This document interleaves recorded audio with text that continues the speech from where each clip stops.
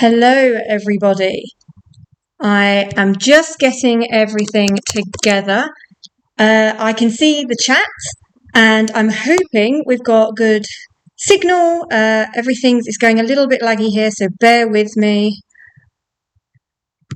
while I just get this set up. Why is it connected to Nextdoor?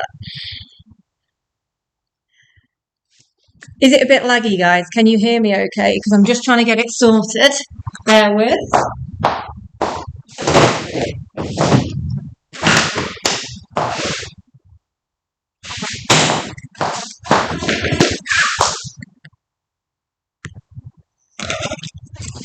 Oh, here we go.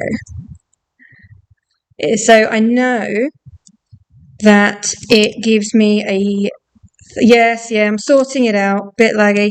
30-second delay from what I say to okay.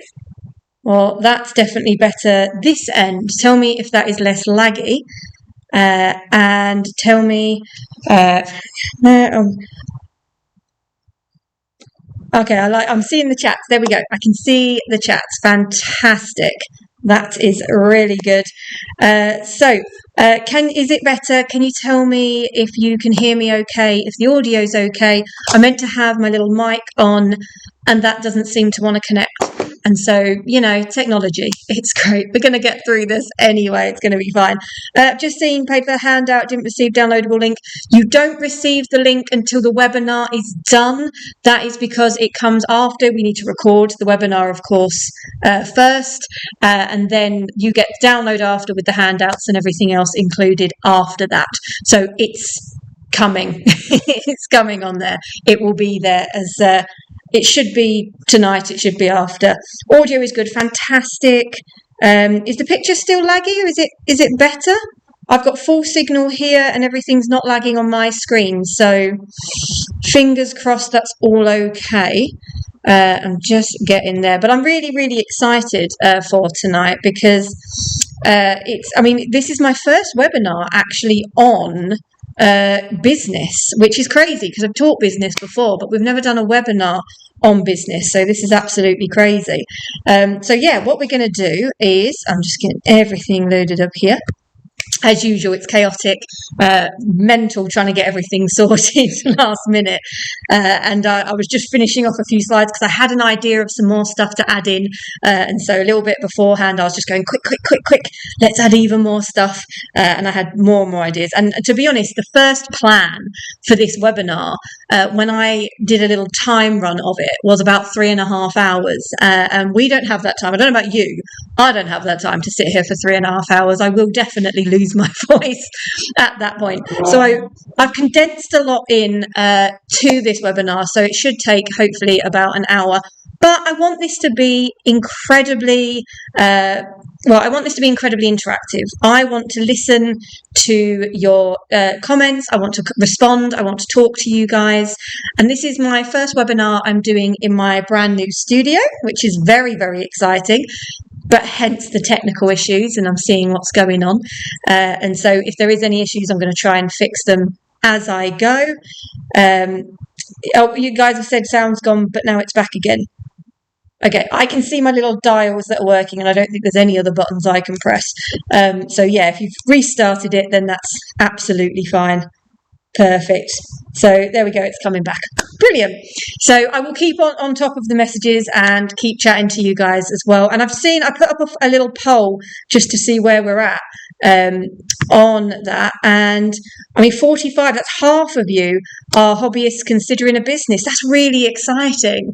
That's really, really exciting. Because when I talk to people in the industry as well, they're saying there's not as many people starting out. And I think that's completely wrong. There's loads of people starting, and especially the business of dog photography. How many of you really are doing it just for the dog cuddles? Be honest. There is a lot of dog cuddles involved. Lots and lots of dog cuddles. So I love everyone's talking photography show as well. So are you guys going photography show? So you're going Tuesday, we're going there. Anyway, yeah, okay. So I am at the photography show for all 4 days. I will be with the British Institute of Professional Photography, the BIPP stand, and I will be doing some talks on dog photography. So do come and find me. I'd love to come and see you guys. And yeah, I mean, I'm there for 4 days, so please come and find me because I'm going to be tearing my hair out looking at tripods for 4 days. So it's going to be a fun one. So yeah, I'm really excited. That's really cool that you guys were going there. I didn't even think it through, but yeah, of course it's coming up, isn't it? 4 days in Birmingham. Absolutely brilliant. So let me just get this up and presenting. Oh, there we go. So I've got a couple of things. I put a slideshow together and I'm going to be going through these things with you guys.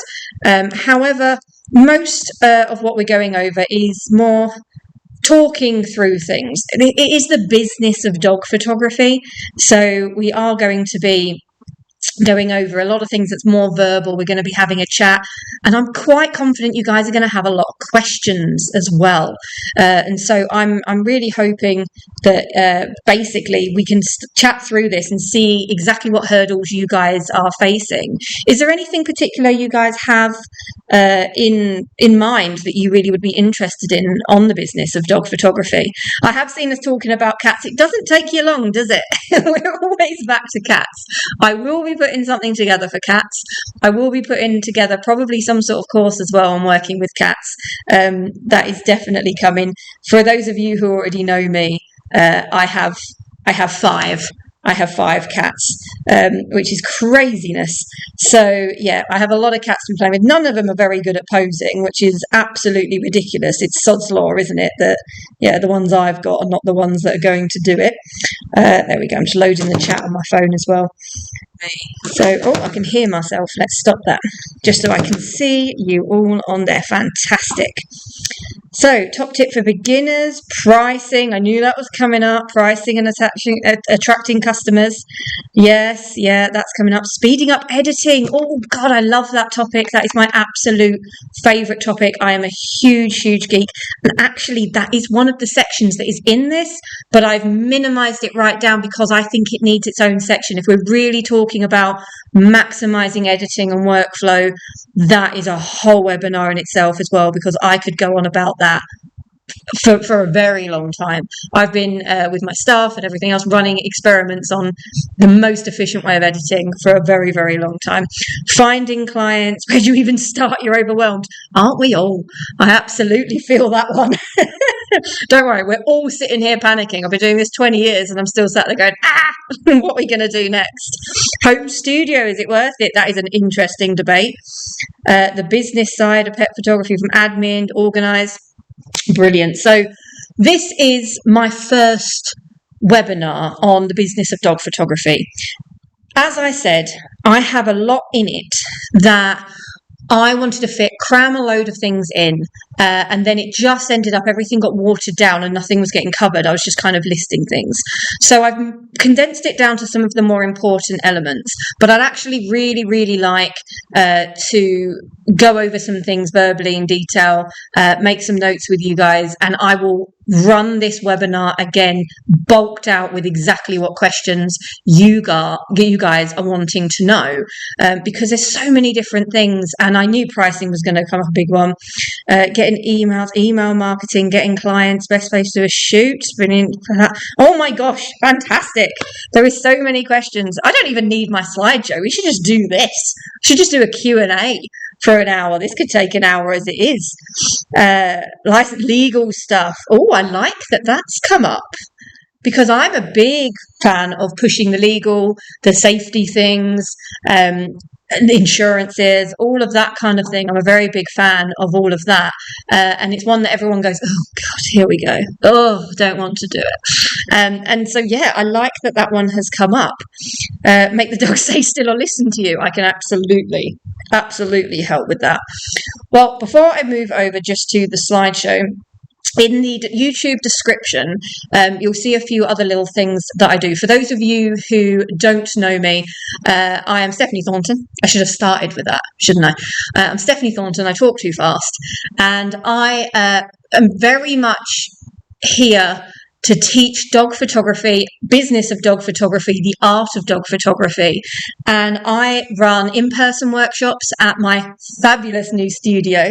Plug the new space, you know. I run an online dog course where we have lots of videos. It's very much alive, this course. We're putting lots of new things in it, and that's got a lot of extra things on it too, for dog behavior, all the different areas. And also, very excitingly, I do have an announcement, because I will be putting together for the end of this year a 3-day intensive, as requested by you lot, a 3-day intensive that covers shooting, a day on editing, and a day on business. So it's going to cover all 3 things. So that's really, really exciting. It was really great because it wasn't my idea. It's something you guys have requested, and it's been really, really fun to put together. So that's me. Ethical. Oh, I mean, I like ethical, but what ethical questions are we covering here? How deep are we going to go? Is this going to become more philosophy and theory here? I could absolutely do that. Best average sale, I have that. We're covering that, definitely. Where I'm based, I am based in Yorkshire. As you can tell from the accent, if you are from the UK, you can tell that I'm an Essex girl, really. Well, if you can't tell by that, it's the hoops and everything. I give myself away as an Essex girl, but I am now based in Yorkshire, although I do travel all around the UK, and I will travel anywhere where anyone wants me. So, yeah, I am based in Yorkshire. The studio's in Yorkshire. We are incredibly easy to get to. I am just off the M62, the M1, the A1. I have people come from Dover. I have people come from Scotland. People come from all over. We are so ridiculously easy. I'm right next to hotels, foods, restaurants. Everything's covered. It's amazing. I planned all that out very, very well. It's a bit of a fluke, but it works very, very well for everything. So that's where we are. So let me just make sure I've got my screen coming up here. And we change over. I hope you guys can see that now. So I'm on a new system because I'm normally sat in my office on a big desktop system, and I'm on my laptop with my other screens here. So please do forgive me if I muck anything up technical wise. At some point, maybe I'll be famous enough to have someone in the corner doing the little camera work for me, tracking it all around. But it is very much just me in a studio trying my best to make everything work and read a chat and do a presentation and hope everything's going to be okay.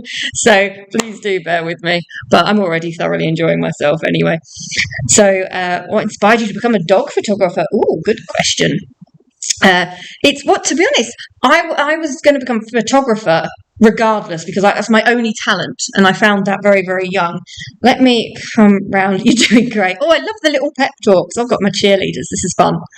This is what I needed about an hour ago, where I was running around crazy going, I want to add another load of slides to the slideshow. Like yesterday, I thought it was all done, ready for you, and then I had a whole epiphany this morning of stuff I needed to add. Ridiculous. Okay. Firstly, this is all about you guys.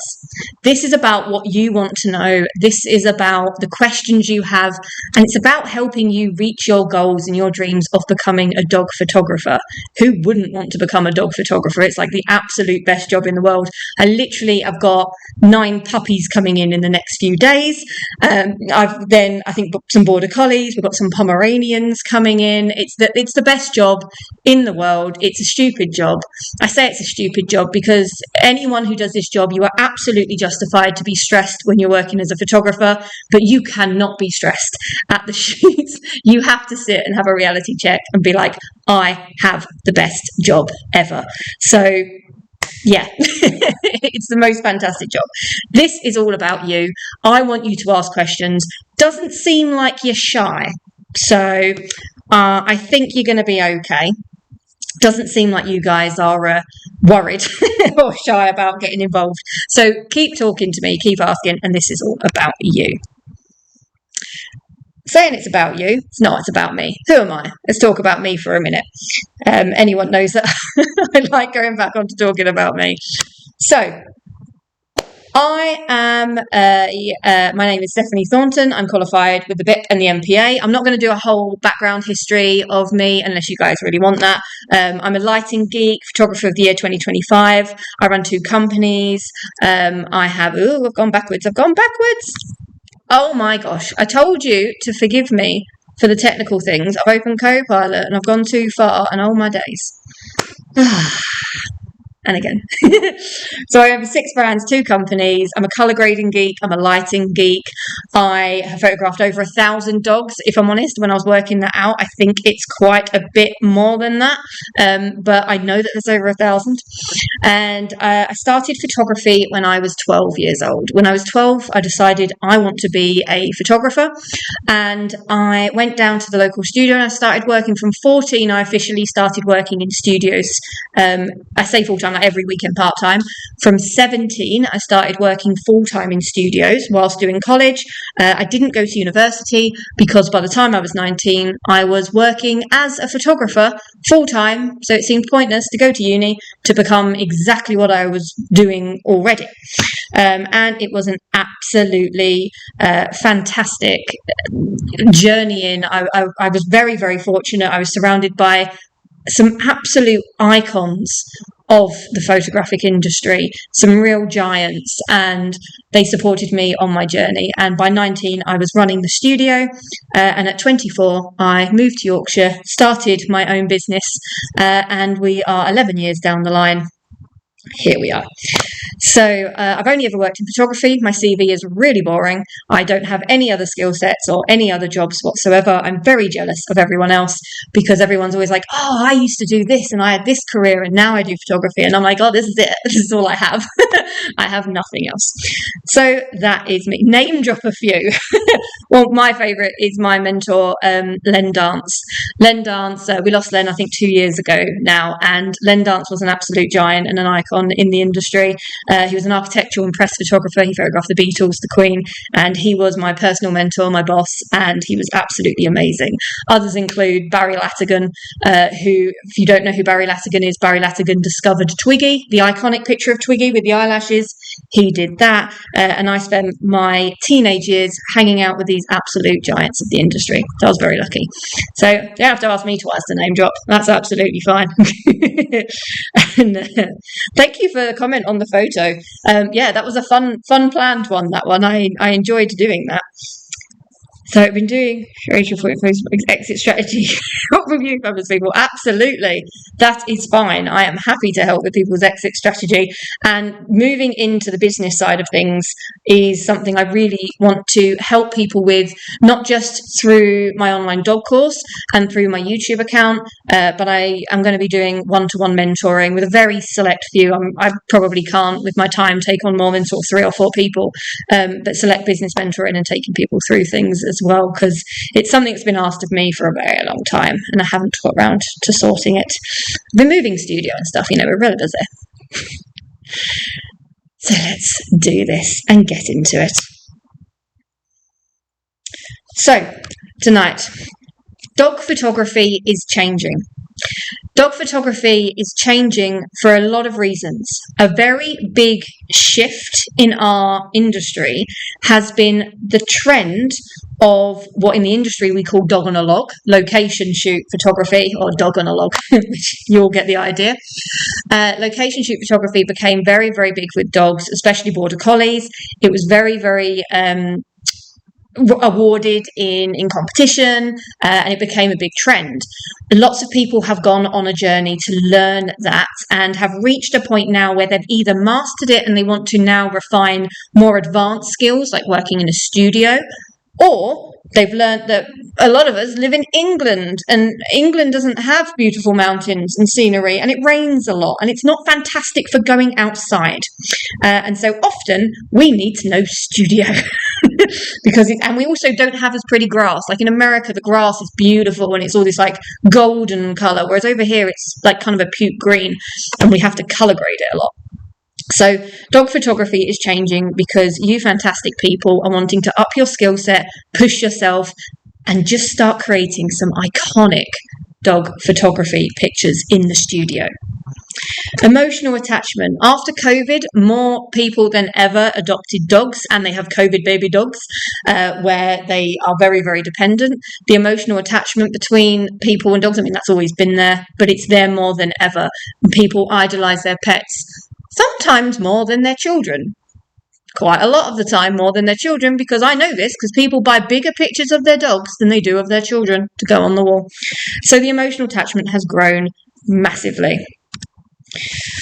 Struggle to turn passion into a sustainable business. This is the reality that I think a lot of you guys are facing.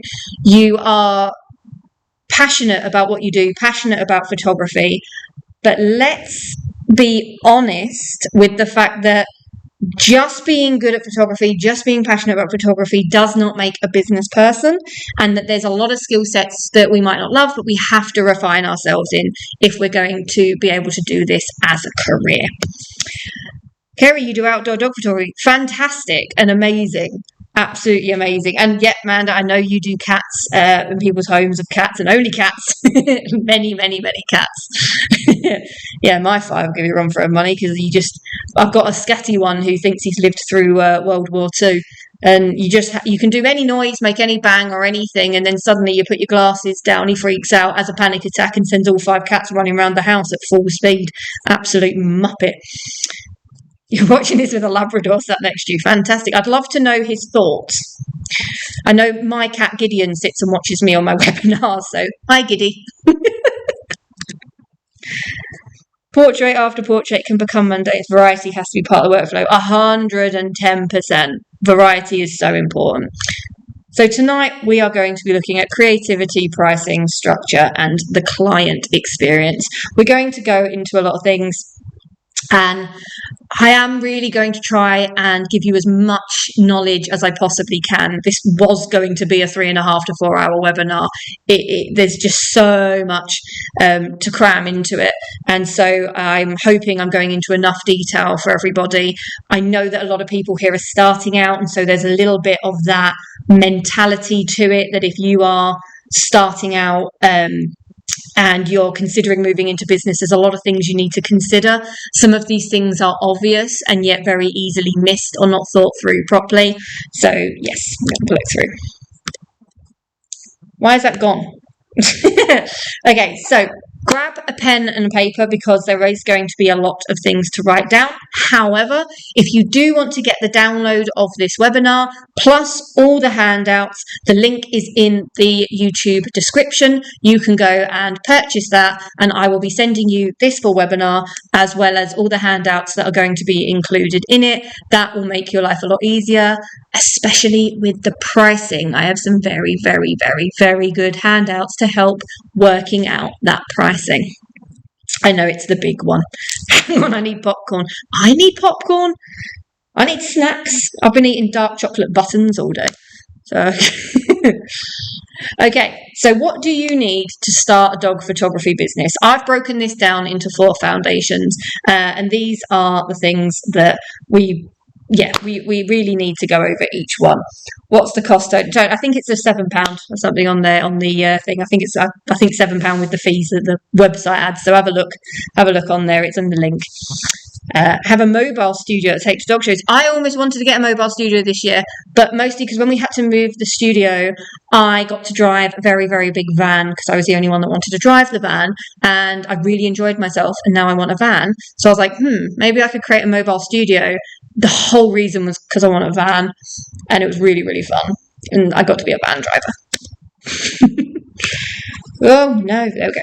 So what do you need to start a dog photography business? Foundation 1 is photographic skills. We're going to get the fun stuff sort of done through this, go into the photography skills. So when we're looking at the photographic skills, Foundation 1, basic skills. An understanding of the basic skills to justify charging money. This means you should be confident in your camera settings. You should be confident in understanding your f-stops and your shutter speed and your ISO and all these sort of things enough, because when you're working with dogs, you ain't got time to be faffing about with settings. You need to have a confidence of what you're doing with your camera. Now, my old boss, Len, used to make me go outside every single day and take a picture of a tree, and a house. It was a white house as well. I had to take the same picture every single day. Now, he did not let me set my camera, look through my camera meter or anything else. I had to stand there, look at this tree and go 125th, F5, ISO 200, and throw it out there. And bear in mind, I was like 17. And then I'd take the picture and it would either come out completely overexposed, sometimes it would be right, sometimes it'd be too dark, and I'd have a look and I'd go and go, okay. And he'll go, cool, you can't have another go now until tomorrow.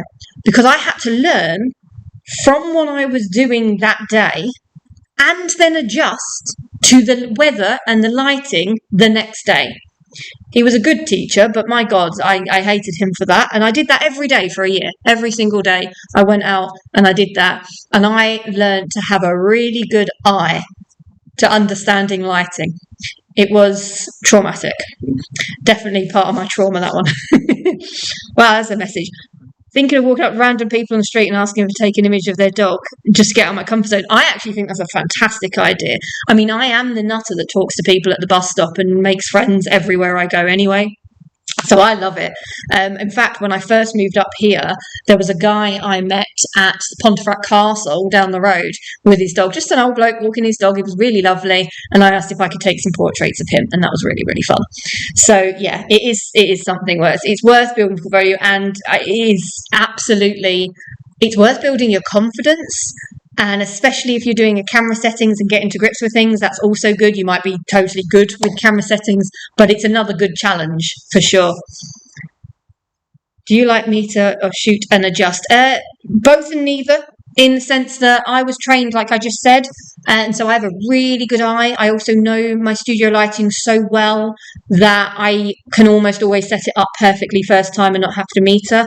I also don't get to meter for every shot and every light adjustment because I work with children and I work with dogs, and you do not get the 5 seconds to go and meter and do everything. So there is an element of adjustment. However, when you've been playing with it for 20 years non-stop every single day and done as much as I've done, you do get to a point where you sort of understand what the light's going to do, and I rarely get it wrong. I actually like to challenge because a lot of people like to meter, and they'll go, well, you can't trust your eyes, and I was like, you can trust my eyes. You can definitely trust my eyes.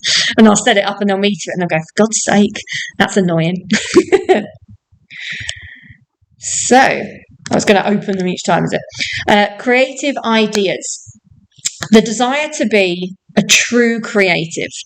Now, what do I mean by this? When I say the desire to be a true creative, I have a definition of what being a creative actually means. And if I gave you all my lighting setups and you went away and you replicated them, did you create them? If you're the guy who works in the factory making toys and your job is to take all the pieces, follow the instructions and assemble the toy together, did you create that toy? You might have assembled it, but you haven't created it. So by that, we need a definition of what creative means. Just said, are all the images on the slides one you've taken? Yes, and if they're not ones I've taken, they're ones my business partner Rachel has taken. She was Dog Photographer of the Year 2024 as well, so there's 2 of us. But yes, they are all our images and ones we have done. So the definition of creative to me is to make deliberate decisions to affect the image. So a deliberate decision. This is a good example. I chose the blue background because it enhanced the child's eyes. I put my light to the side because I wanted to enhance the cheekbone. I used a small modifier because I wanted to focus the light.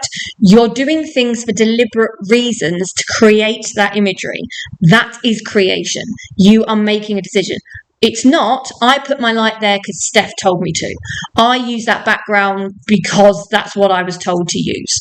It is you being a creative. And yes, that is incredibly scary. It is a very, very scary way of doing things because you are the only person responsible and it doesn't always come out well. You might create something that doesn't work, but that's okay because you're going to learn a lot more from you, what you do well and what you don't do, than me just showing you how to do something right. And when it goes wrong, you don't know how to fix it. Or worse, when you want to make an adjustment, you don't know how to do that. Do you shoot with grids? All the time, lots of grids on my soft boxes, grids on everything. Yeah, absolutely, we use grids a lot. Not on every single shoot all the time, of course, but we do use grids all the time. Are the images sighted? Oh, sorry, I've read that one already. I went to local dog rescue kennels and practiced on them. In return, kennels a photo to rehome the dogs. Fantastic. That is absolutely the best thing. And I 110% recommend people do that, because we need to do this for the animal rescue anyway. And also it is really, really good for you. It also gets those dogs exposure to people and other things. So it wasn't meant to be a pun there with exposure. Push yourself out the comfort zone. Definitely. I need to refine my slideshow for it popping up on different things, but we'll get there. A recognisable style. So photographically, we know we need our basic skills, we need to have creative ideas, and you need to develop a style.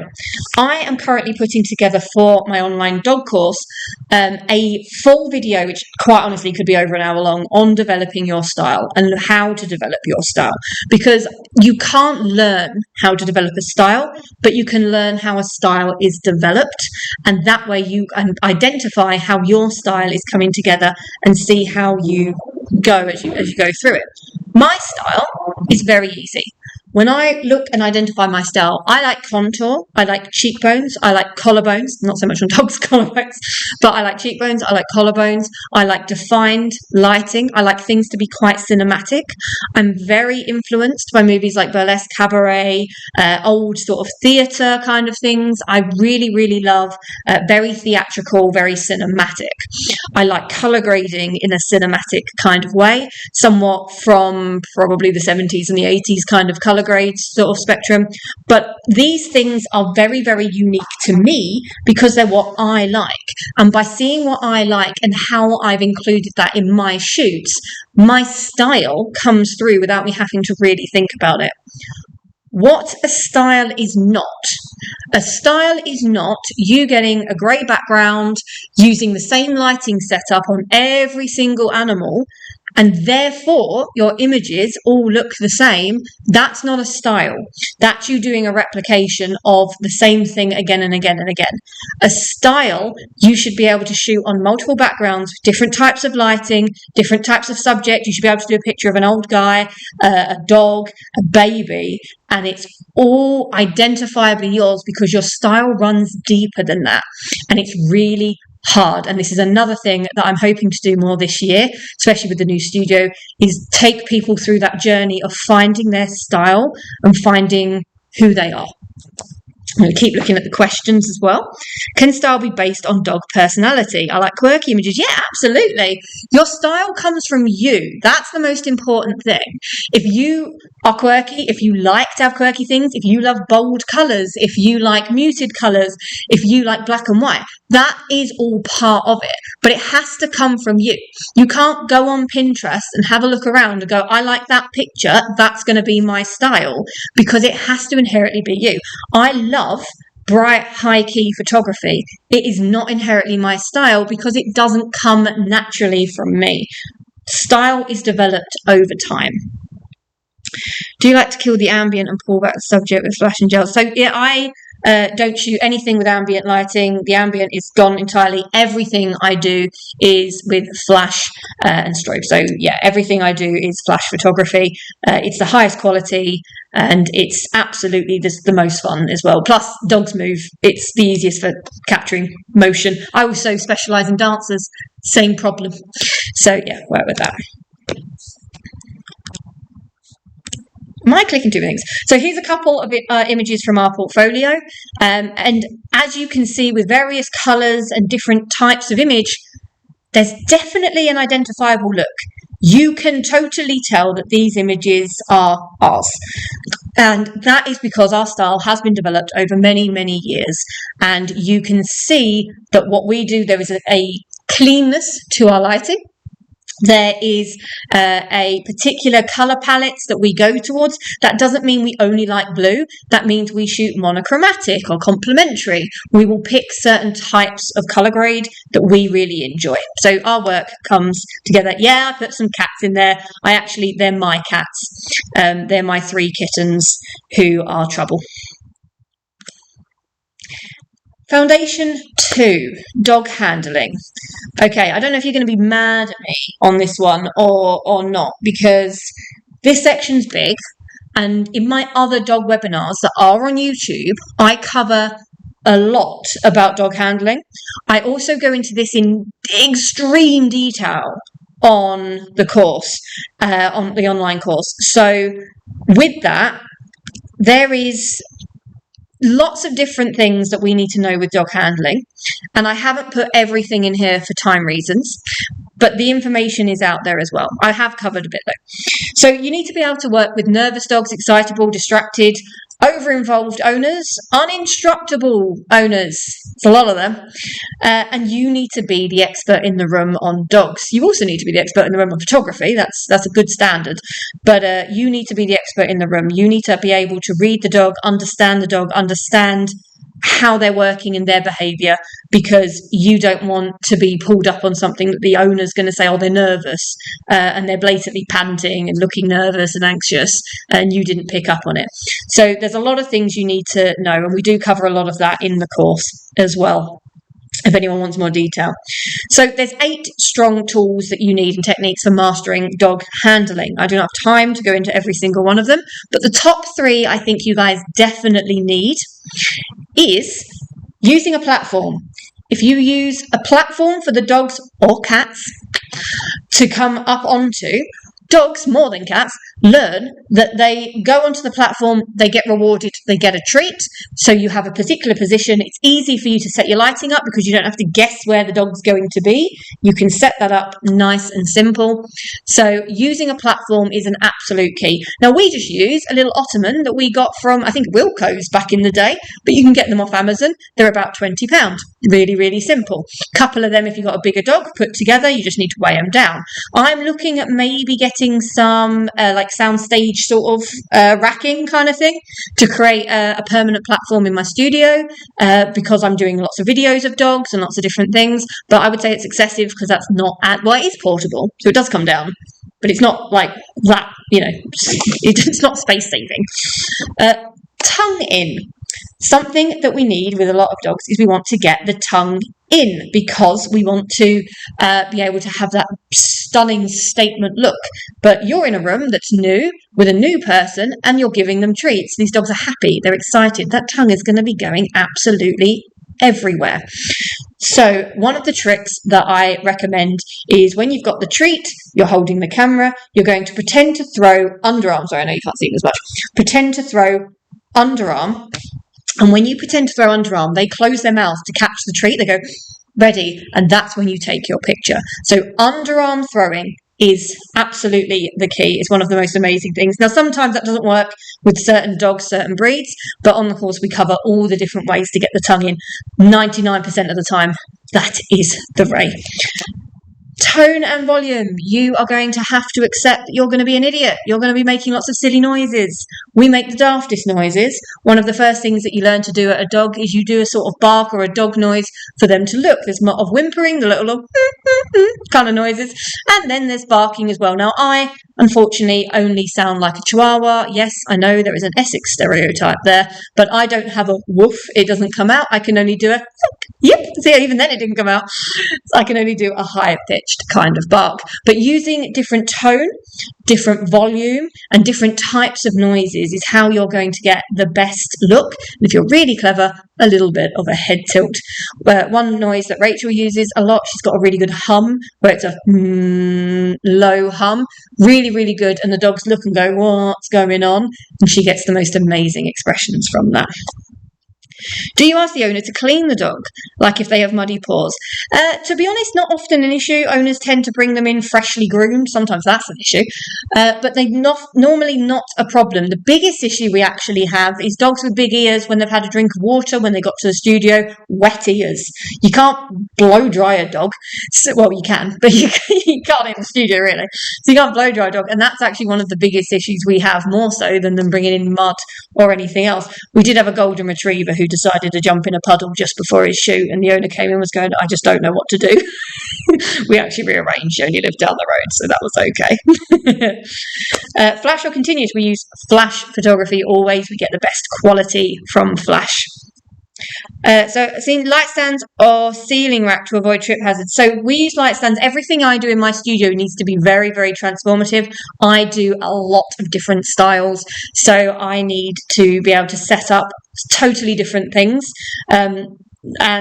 Basically when doing dance photography and other things, I actually use the full height of my studio.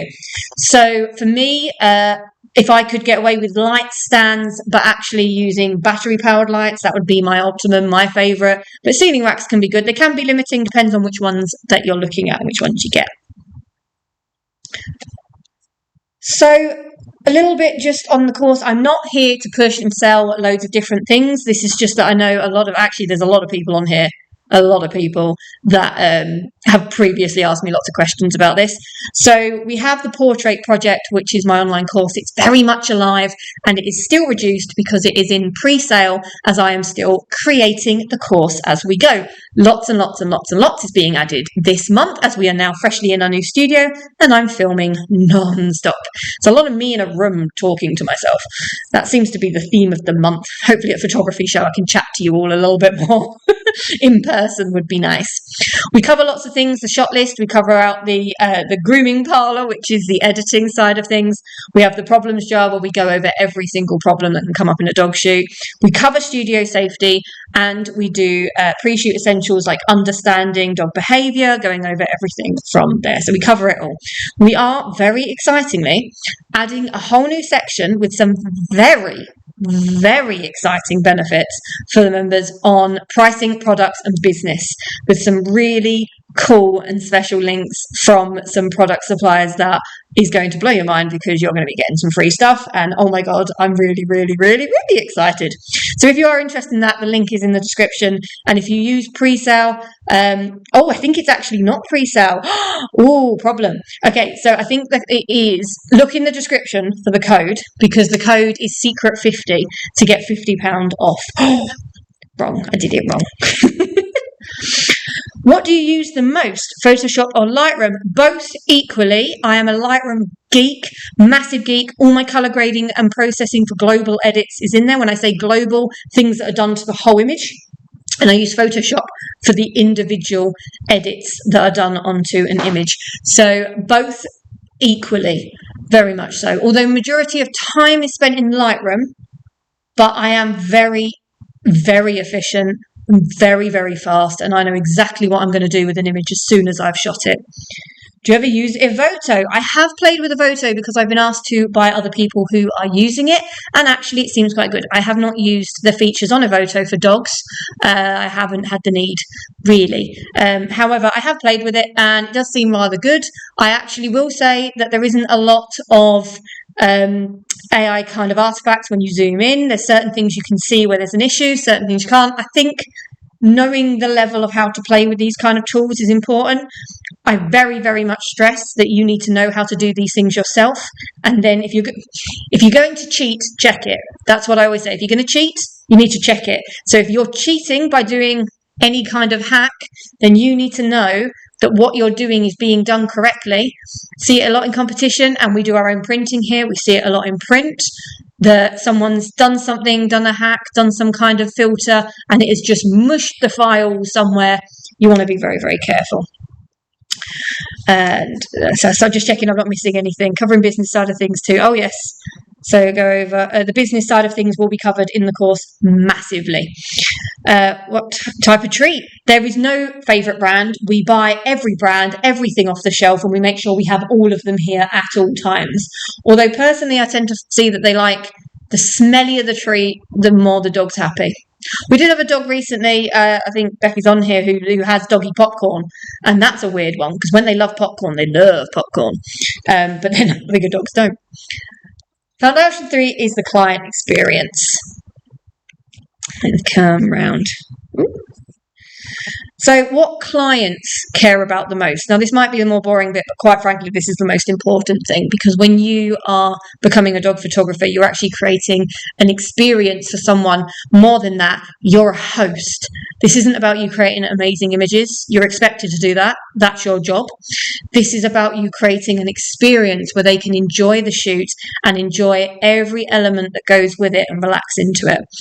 So safety is key. We do have, with the dog course, we do have a safety course in there, but we massively encourage people to also get dog first aid training and everything else that goes along with that. There's more information there. Patience is key, and I mean a lot. You need to keep that anxiety under control, because if a dog's not working, not doing the right thing, or panicking, sometimes dogs can be iffy with the lighting or something else. If they are a little bit anxious, you need to be able to tell and see, okay, is the dog just sussing us out? Does it know what's going on and it's trying to work out if this is okay? Is it actually stressed? And you need to be able to be patient and not just go, oh, well, clearly this dog's not going to do it. I used to work with someone years ago who, when they had an awkward toddler, would come out and be like, oh, well, that toddler was terrible. And I used to be like, no, they were a toddler. They did what toddlers do.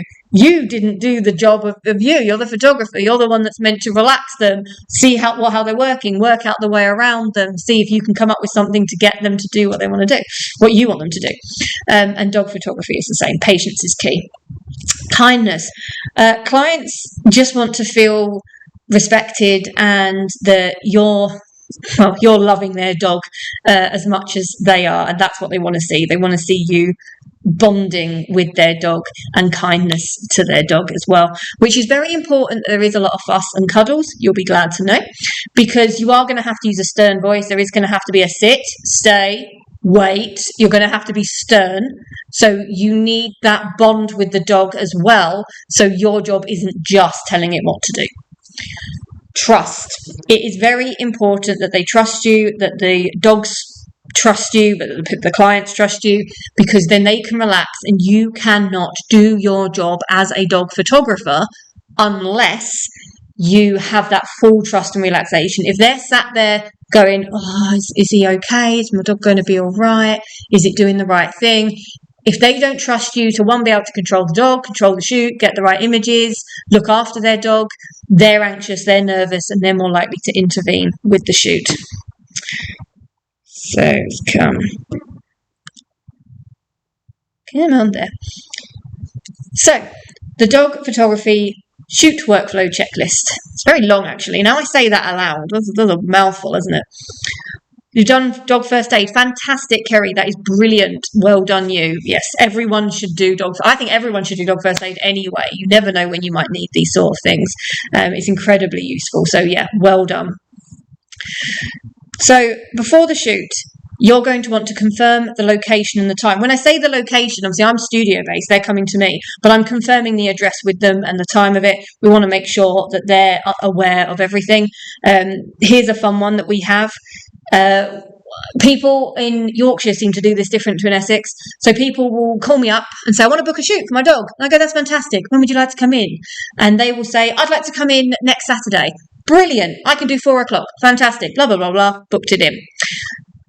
I will then have to make sure that I say on that phone call the date and the time properly, because people say, oh, not this Saturday, next Saturday, meaning they meant 2 weeks. But in my head, I'm thinking the next Saturday that happens.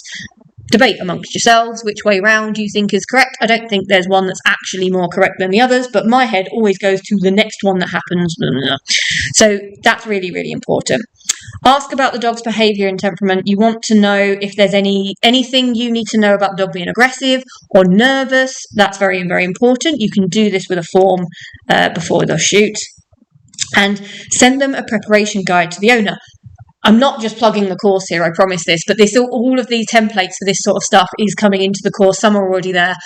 All of this stuff's going to exist as full templates for everyone to take and make sure they've not missed anything. So anyone who is on the dog course, that is going to be a huge relief that you can download the templates, add in your own work or add in anything, or just use what's there as your own ones. Do you take a booking deposit? I'll get to that bit.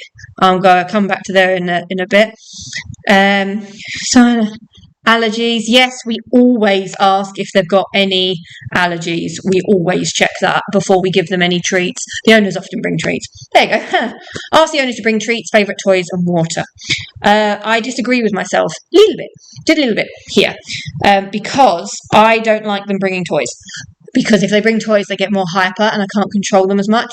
But if you've got a border collie coming, tennis ball can be really handy, but you don't want them to see it unless you decide as the photographer to bring it out.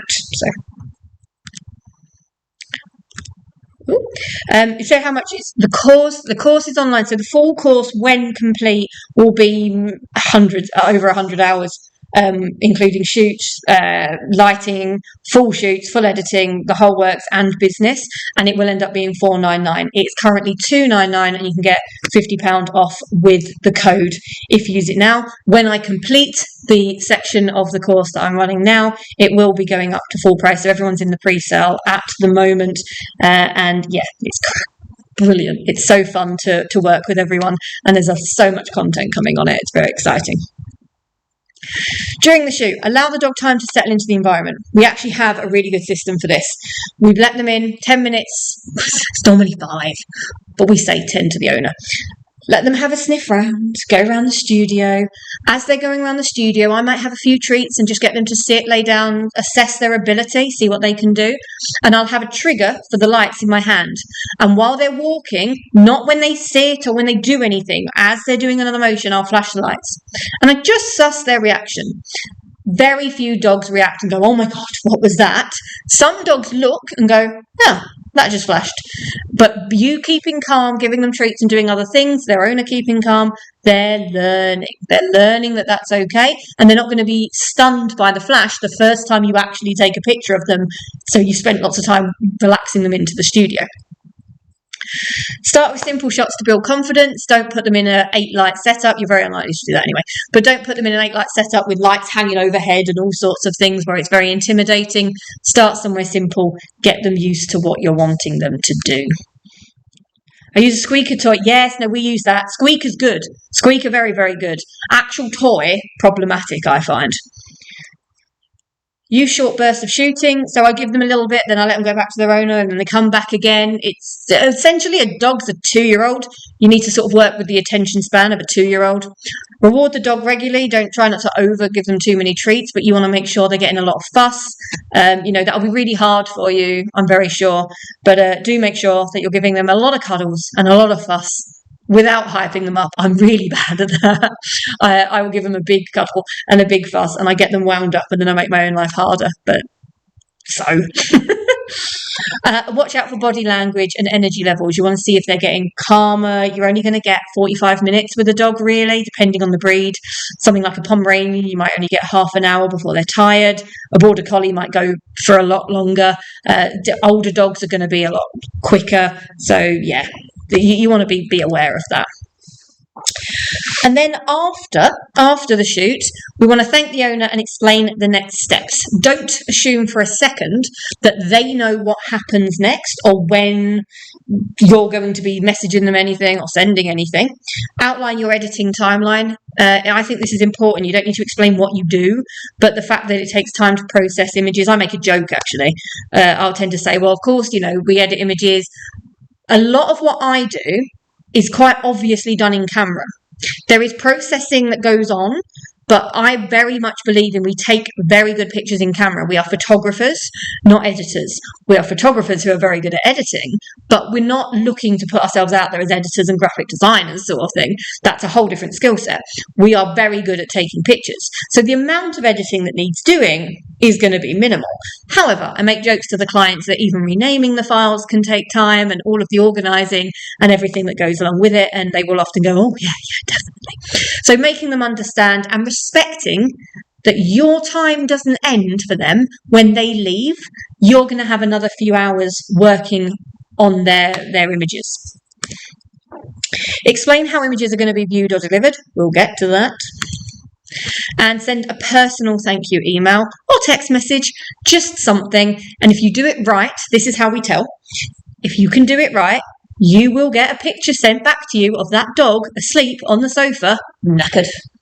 Totally not able to do anything because you did a good shoot, and they're going to go, well, he's had a good day today. And you probably filled him up with treats as well. Foundation 4 is the business structure. This is how it's all kind of going to come together. Do you have a maximum of how much dogs are allowed for group photos. I have photographed 11, I think was the maximum I've had. Yeah, I'm going to say 11. 12. We do not, because I love a challenge. Absolutely love a challenge. We did have someone say they were going to bring 13 Pomeranians. That hasn't happened yet. But we've had very large amounts of puppies. The more the better. I absolutely love it. I love the challenge of it. And this is actually something I'm putting on the course, because doing large dog shoots as a composite and doing large dog shoots in person, where they're all there together in the room, is two very different things. I had a large dog shoot where the boys weren't allowed to see the girls, and so they couldn't all be in the room at the same time. So I had to do a very clever composite, and then most of the time, if not all the time, I will try and get the image to happen in camera properly, because why would you not want to? That's really, really fun. Hello, Mexico. Well, I know it's not your name. I'm really glad you're here, and it's always nice. It's always nice to see you from there. Yeah, 12. Yeah, insanity. I absolutely love it. Do you have a conversation with composites? Oh, I just went over that bit. Oh, you've got that bit. What about their nails? Hit backdrop. What do you have for under them? Is that to protect the backdrop, do we mean? Or do we mean if they don't like the texture of the backdrop? Because there's two different problems there. Clarify, and I'll go into that.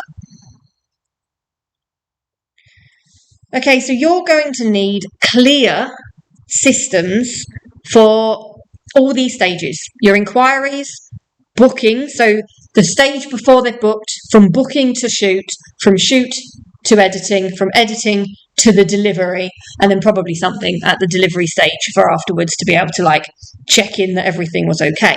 All of these are different systems. When I say system, I mean this is going to be a way that you do business, a way that you do things. It might vary, but you need to have this as a standard. Haven't finished yet. I'm currently putting together the templates for these, because they can be quite complex depending on whether you shoot in a studio, you shoot outside, you shoot in people's homes, how you work with different things.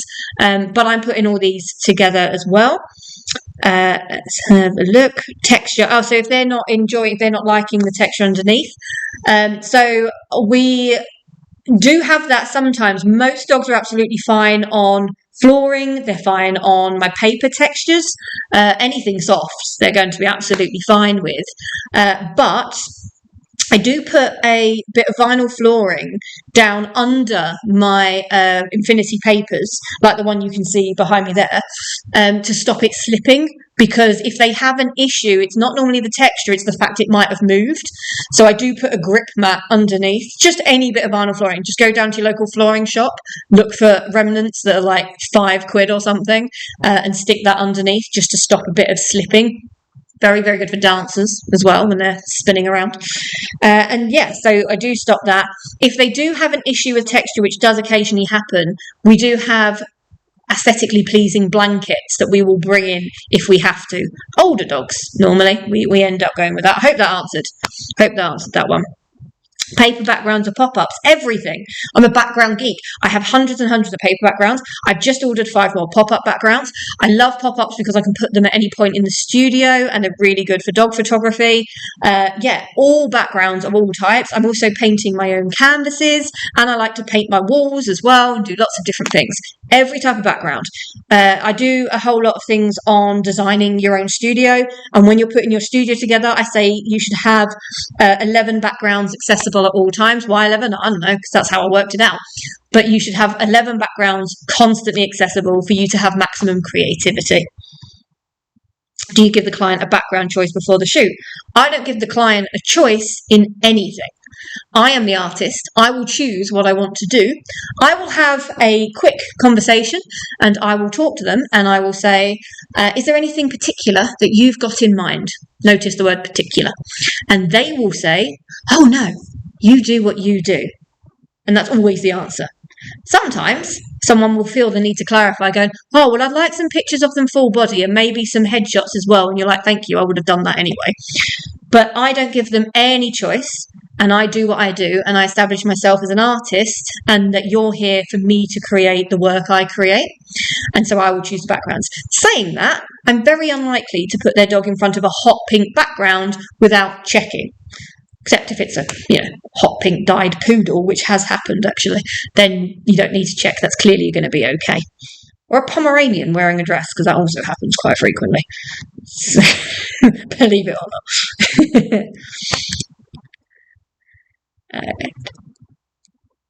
So the best way to lay these out is a flowchart. Now, I'm putting together these templates. These will be included in the course anyway. But the flowchart is the best method because you can cover whether things did or didn't happen. For example, a client is booked a shoot, they've had a confirmation email, it's 2 days before the shoot, and you're going to send them a confirmation text to check everything's okay. If they reply, everything's okay, go to the shoot. If they don't reply, what stage are you going to do next? Flowcharts, I find, are the best method. But there's a lot of these things that you have to make the decisions. They're unbelievably obvious, and yet you will sit there racking your brain going, do I want to confirm 3 days or 2 days before? And this is the system I'm putting together at the moment to help you guys so that you have a template of the best way of communicating. I'll also say that if you've emailed a client 3 times before the shoot, you are not spamming them. You are not bugging them. They've booked a shoot. They want to hear from you. Don't feel like you're talking to them too much. If anything, do it more. There was a point where it was recommended you talk to them 8 times of contact before the shoot happens, which is problematic if they book 3 days before their appointment, but still, same thing. Does the client send a photo of the dog pre-shoot so you can get an idea of what they look like? Yes. This is not requested. This is not something we ask for. They will do it anyway. They will 100% send you multiple images of the dog in everything. The dog out in the sun, the dog wearing their sunglasses, the dog chilling out, the dog at home, the dog asleep. They will send pictures. You can ask. You can 100% ask. But they're going to do it. You're going to know what the dog is first. We do ask what breed and we do ask what colour as a bare minimum. But yeah, they're going to tell you. They're going to send pictures over. Oh, we got there. I'm a little bit running over, but you guys are enjoying talking to me, right? You don't want me to go anywhere yet. We want to cover pricing, don't we? Okay, pricing your work. I'm going to go over a few different things. Who hates math? Because I quite enjoy math. My hatred is words and English. I'm useless at spelling and things, but maths I'm not too bad at. Okay.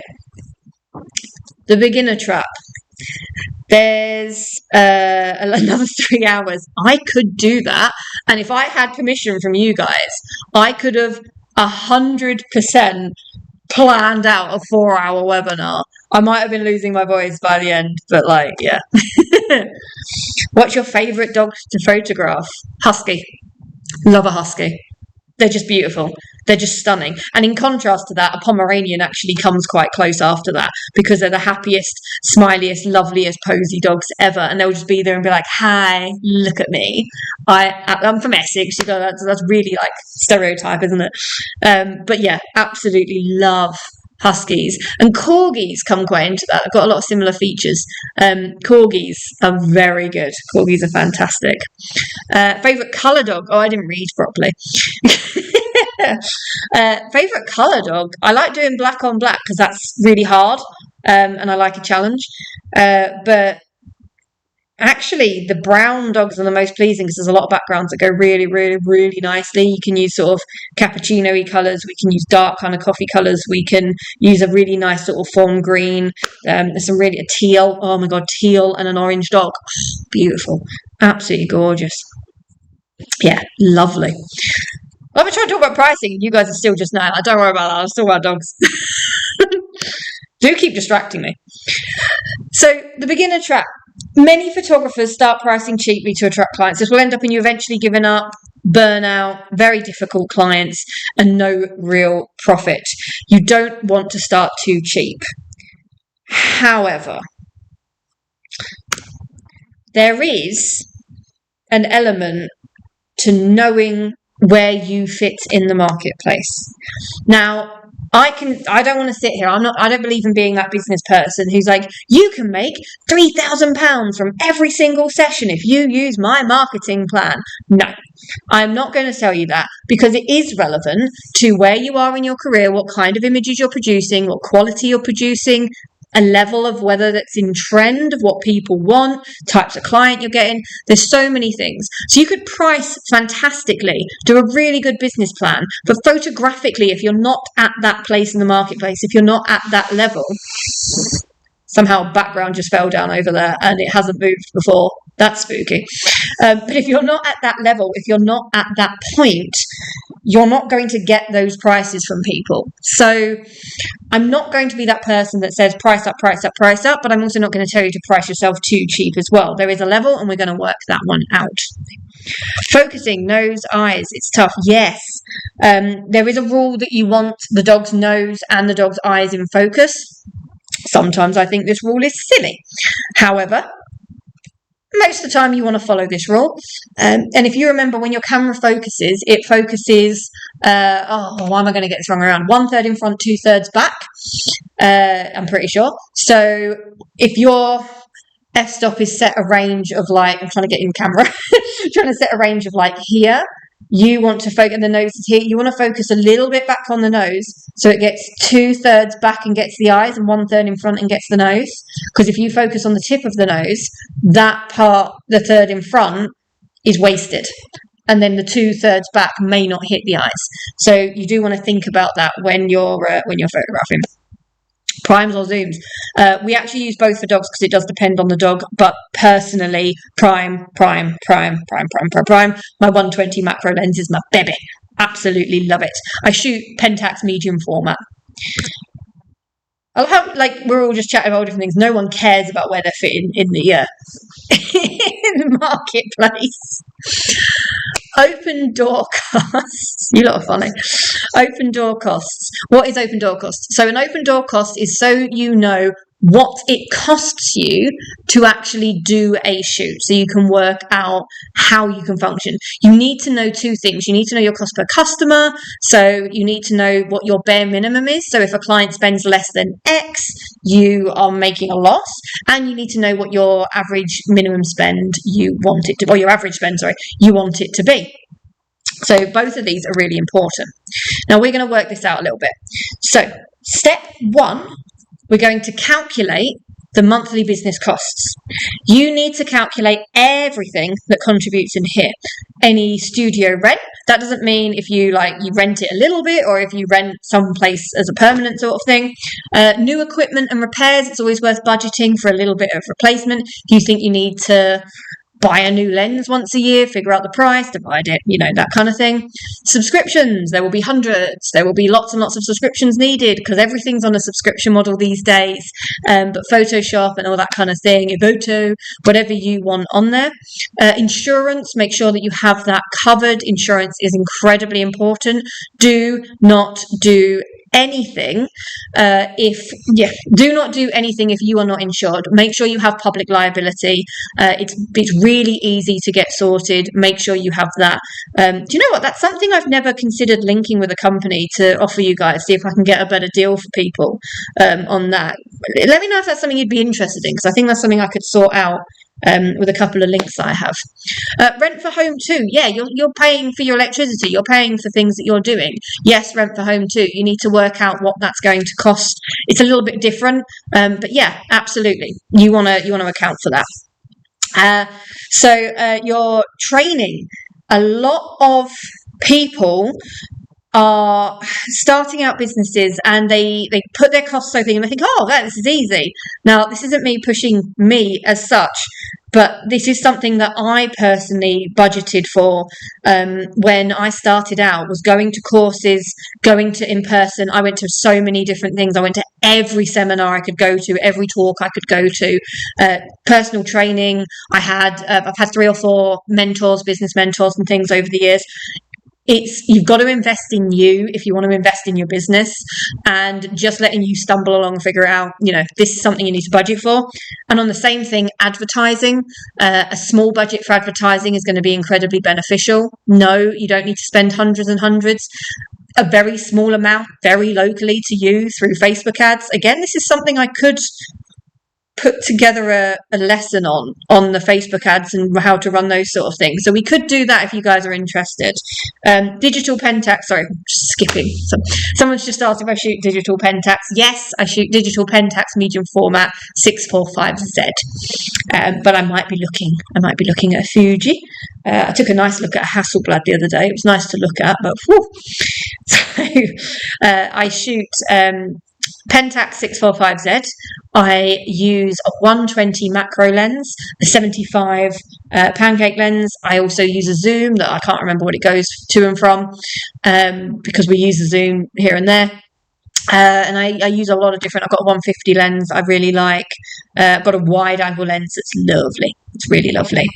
Marketing would be great. Okay, so the marketing side, I'm going to make a note because I'll definitely add that in on the course anyway. That will go onto the online course, and I'll see what I can put together for something for you guys who are not on it. But the online course, I'll go into detail on putting together those ads, because actually I talk about ads, but I haven't actually done a tutorial on putting the ad together.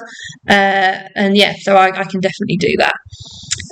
TikTok is booming, and I have to work on that. Platform is definitely relevant. However, I would say pick a platform and do it well, then move on to others. Don't worry about mastering them all. It's not needed.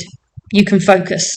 And depending on your client age range and the type of people you work with, depends on what platform is the most relevant to you. For my dancers, TikTok's fantastic. For my dog clients, don't get as much. So varies. So we calculated our monthly business costs. Next, you need to decide your desired monthly income. Panic. This is based on what you want to gain personally, financially, monthly from your dog clients. Now, you are not necessarily going to make this in the first 3 months, 6 months, 12 months. There's going to be a time of building it up and you're learning the business. But this needs to be in your figures, because you need to look after yourself within these figures too. So your first booking on TikTok, amazing, fantastic, that's brilliant. So I've just seen you've ever thought of using a Fuji camera, already tried. Actually, Fuji's where I might be looking at going. I like Fuji. I used to be very early days Olympus, but I was like 12, and then Canon, and then Pentax. And I worked with Pentax on a sort of brand arrangement for quite some time as well, and I really, really enjoyed working with Pentax. I like medium format. There's a reason some of our dog photos have a level of quality where you can see every fur. A lot of that comes from our lighting. A lot of that comes from the way we process, but the type of camera we use does enhance that as well. So deciding your desired monthly income is going to be really, really important for you, and we will get to getting over that. Then we need to estimate how many shoots per month you want to do, can do, realistically can do. There's a whole thing here. So you need to consider when your clients are free. You need to consider how long the shoot's going to actually take, including your setup and takedown. Some of you are not using studios that are permanently set up there, so bear that in mind. Dogs need buffer time in between. Dogs can smell other dogs. You don't want to do a back-to-back dog shoot. Also, a dog client should never meet another dog client.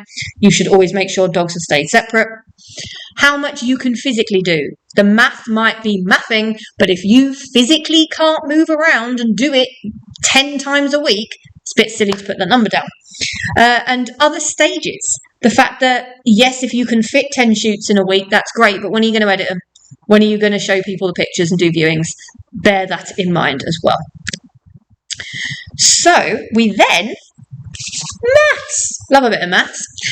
We want to take our monthly costs. We're going to add it to our desired salary, and we are going to divide it by the number of shoots we're going to do.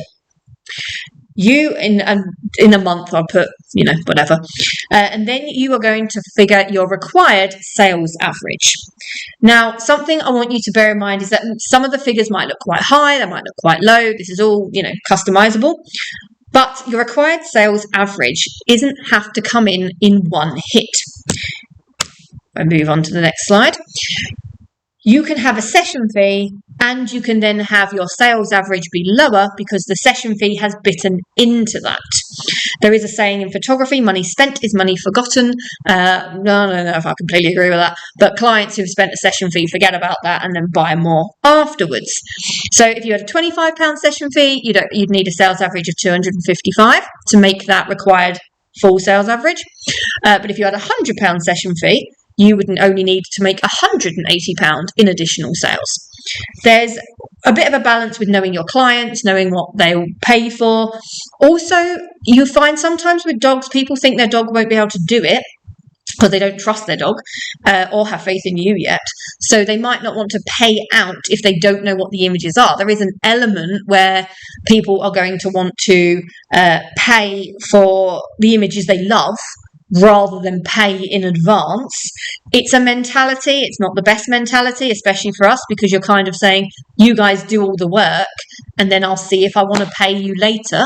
But there's a whole, hill to die on that one. So you have to choose. You have to choose which way you want to go. You might start out with a very small session fee or no session fee and then add it in as you go. But to have a consistent client base where they're booking and paying a session fee, you need to be very, very good with your marketing and your advertising, because these clients need to find you and book you. Whereas if you run a promotion or an ad, they might win something, or you're doing a special offer where you're waiving the session fee or doing a reduced session fee. So you need to take all this into consideration. Do non-buyers affect your average? Yeah, massively. Yeah, and this is about working out what you need, not accounting for the people who don't spend. And when you actually start tracking what you're doing and you start tracking how your month has been, you can see how many no spenders you've had, or people who take freebie or whatever it is the offer is. And that's why data is king. Data is so, so important, because you'll be able to track where they came from. You might find that all of your people who came from Instagram took a freebie and didn't buy anything else, but everyone who came from a particular Facebook ad or that local event you went to paid a lot more and their sales average is higher. And you learn patterns of your area and what you're doing, and you can choose where you're going next and what you're going to do again and what you're not going to do again. This is why the data is really, really important. But these figures are just working out what you need rather than analysing what's already happened. So let me just put this back onto me, Vig, while I just bring up something for you guys that I'm going to give anyone who's got the download.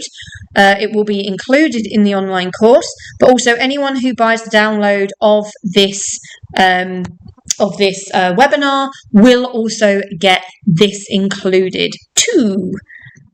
Okay. There we go. Let's change that over. Okay, so I have created a spreadsheet for you guys where you can put in your expenses. If you've got something that's yearly, like you pay for a website on a yearly fee or whatever it is, if you put it in the yearly and don't put it in the monthly, it's going to account for that. So don't worry, the formulas will all work. And it's going to come up with your monthly total, and if it is a yearly one, it will divide it by 12 and add it to that. So that's how we're going to work out our expenses. We then have our desired monthly income and our estimated, I'm going to try zoom in for you. Oh, I can. There we go. Estimated shoots per month. And this is going to work out your CPC, which is your cost per customer. Now, your cost per customer is the minimum you need. That is what it costs you to have someone in the door. So if they're not spending that, it's not worth them coming. So that can be a figure that you can work out your session fee based on if you want to, and your required average spend.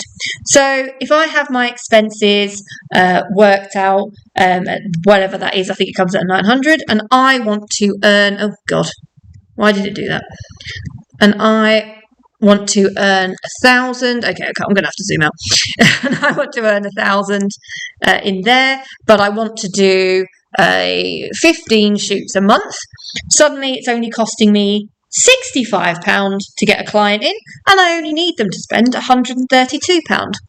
Whereas if I want to be earning £4,000 a month from this, and I can do 15 shoots a month, suddenly I need them to spend £332. My cost per customer is still 65 because that's 15 is the same, but it does mean that I now need to convince 15 people every month to spend £332, which is a lot. So it's working these out. Now, I tend to say to people, if you aim to do 2 to 3 shoots a week, that's quite busy, especially while you're building up workflow. That's like a maximum capacity as you're starting. Very different depending on per person. So I work that out to suit you. I love an insurance detail. Yeah, it's got to be in there. We put everything in the expenses. And I would actually recommend you don't just write it out like I have. When you get this template, fill in the exact thing. That's why there's a notes section. So you fill in the company and notes, you put this is business insurance, then you fill out rent, this is this, then you put all your different bits in. Your subscription shouldn't be one thing. You put every subscription in, all separate, so it's all there. Because when you're trying to work this out and you want to earn more money, the only things you can do to affect these figures is reduce your expenses, getting rid of subscriptions, changing studio rent, whatever it might be. Decrease or increase your desired monthly income, or increase or decrease your estimated shoots per month. So these 3 figures are in your control somewhat. Of course, some of the expenses will not be in your control, but these are the 3 things you can play with to get these numbers to where you want. When we have those numbers, we can start pricing products, we can start pricing everything else exactly how we need to. But if you don't know that, you're just guessing. You are just in thin air hoping. I'm just going to look at a couple of your questions. So, do you ever ask them to sign a session agreement? Yes. We have terms and conditions through the website that they naturally have to sign, and they will have to, they might have an agreement that they can't cancel within 3 days and they lose a deposit and things like that. We do change this depending on session types. So for example, we might be more lenient when we have a newborn shoot then or a dog on location if it might need moving. Sometimes we have to move it because the weather's too hot or it's going to rain if we're doing location, these kind of things. So we put everything in terms and conditions and everyone has to agree to that. We don't have any issues. And if someone ever does have an issue, it's usually something daft. I think I can only think of one where someone didn't like the fact that we owned our own images and that they didn't own their images even before purchasing them. So they had it kicked up a fuss going, well, it's my dog, so I own the images. No. So these do come in handy. Model release form. When you work in a studio, there is an element that no one can say you didn't know you were having pictures taken. They have actually come to a location and been photographed. You do own the images, so you have the right to use them. However, you should always check social media is okay, but that should just be in your standard terms and conditions. We never have had a dog not allowed on social media. Children, yeah, occasionally, but dogs, I don't think that's ever been a thing. Rachel will correct me if I'm wrong there. Where do your print costs get included? Okay, so once you've worked this basic out for open door figures, you will have another spreadsheet that comes along with that will have all of your print costs, the costs for that, and how that's relevant to your cost per customer. And then we will also build packages with your products, and building those packages is where it will all come together and you'll start being able to see how beneficial a package is for you. So you can see them all together. There was not a chance I was going to get to go over that today. I'm already half an hour over schedule. So I started with the open door figures, the first thing you guys will need. All of this is going to be involved in the online course. This was already the plan, 110%. This is all going to be on the online course. However, I will be putting other things together as well and downloadables through the website for people to get with all of these in. The business side of things, I'm going to get really in depth. And I'm hoping to work with some people one-to-one on a mentoring basis to help people set up the business, because it really is quite niche and specific to you. There's a formula. but that's very adaptable. And so I think I said this at the beginning of the webinar, but I'm going to start offering one-to-one mentoring, and I think I can only work with 3 or 4 people due to my schedule anyway, with those. But yeah, I think we can help really get something together, and I enjoy doing those sessions as well. It's really, really fun. Do you have the full itinerary of the course and what is included? Yes, so it's all on the website. The link is in the description, the YouTube description. You can see everything's in there. Currently, it has these sections and what's included in those sections. Because the course is, as I say, very much alive, I am still adding, filming and putting things on the course. There is a group for the course where you can comment and chat, and we can go over things. Basically, if you go on the group and say, what would you do about this situation? I will go and create a video on it, and I will go into full detail. For example, someone asked me the other day how they put a pop-up background down without it bouncing back up into their face, and I've done a video on it. So we will go over absolutely everything on that. Once the course is complete, which God knows when that will be because I keep adding more things, I will put a full itinerary up on the website as well. So it will come there. But because I'm still writing it, still putting it together, we're building it as a community. I didn't want this to just be me. I wanted this to be us. Then it's going to come together as we go. But there's a lot there. We're covering a lot of dog behaviour. I'm covering loads of lighting in the next 2 to 3 months. So much lighting is coming as well. We'll chat with you at the show on Saturday. Absolutely. Come and find me. Totally. I will talk loads. I'm doing one. Is it Saturday, did you say? Brilliant. I'm doing for the BIPP 12 o'clock. I'm on the BIPP stand doing a talk on dog photography and dog behaviour. Come and find me. The fact that I remembered that is absolutely incredible, because I'm doing like 5 talks and I don't remember when they are. So I just remember I have to be in the NEC at 12. I've got to be there at that time. That's like bare minimum. Yep, Tuesday I'm going to be there as well. I'm actually doing a really cool Ice Queen fashion shoot on Tuesday. Yeah, come and see me then. It's going to be really, really good. I'm just going back to my presentation.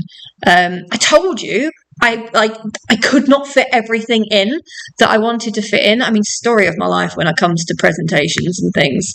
I'm a bit of an overachiever, I suppose, this sort of stuff. Okay, let me come back to here. Here we are. Yep, I will take a coffee. That is fine. I will absolutely take any coffees that will be offered, especially on those 4 days. And a brownie or something, cookie. I love that too. Yeah, I'm going to need sugar and adrenaline. Yes. The only thing, I can't remember the food at the NEC because I can't remember what I normally did. We went to London last year because photography show changes. And in London, there was the best pesto pasta you've ever seen in your life. And it was so good. And I'm going to miss that this time. That one's going to be, sad. So, growth. Oh, God. Pricing should not stay the same forever. When you do this pricing, you're going to notice that they're mucking up. I am finishing soon, I promise, guys. I will get there. You shouldn't stay the same forever. So don't worry when you muck up pricing. You might put together some things, or when I get these spreadsheets, when you guys join the course and get these spreadsheets, you might realize a package you've been selling has actually been losing you money. Really easy to not work that out.